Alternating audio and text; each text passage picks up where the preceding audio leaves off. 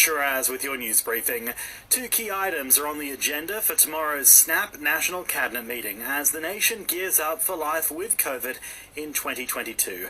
The Prime Minister will meet with the Premiers and Chief Ministers to discuss testing and the definition of a close contact. The nation's Chief Health Officer, Dr. Paul Kelly, says those are the key things in dealing with the next phase of the pandemic. Who gets the test, which type of test, who is traced as a contact and who is just given information to watch out for symptoms, how long people need to isolate and quarantine. These are the key changes that we're talking about today. New South Wales recorded a huge jump in COVID cases over the last 24 hours. More than 11,000 people have returned positive tests, with the real number likely to be much higher. A review from the Department of Defence sees no issue with having the Port of Darwin leased to a Chinese company. News Corp's reporting the 99-year lease has been recently examined by the National Security Committee of Cabinet, and they've decided on no action at this point. It comes amid deteriorating relations between China and Australia. High-dose MDMA or ecstasy tablets have been found circulating in Sydney. New South Wales police have seized a number of pills, discovering they pack a punch that's double the average dose and could lead to life-threatening toxicity.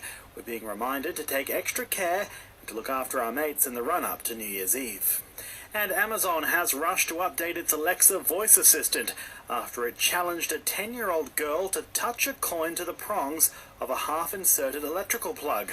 The penny challenge began circulating on TikTok last year. Live music returns in 2022 with Concert in the Clouds, a unique music event with no queues or last-minute cancellations. Concert in the Clouds, exclusively on Listener. Well, the Aussies are enjoying a well-earned day off after retaining the Ashes yesterday at the MCG.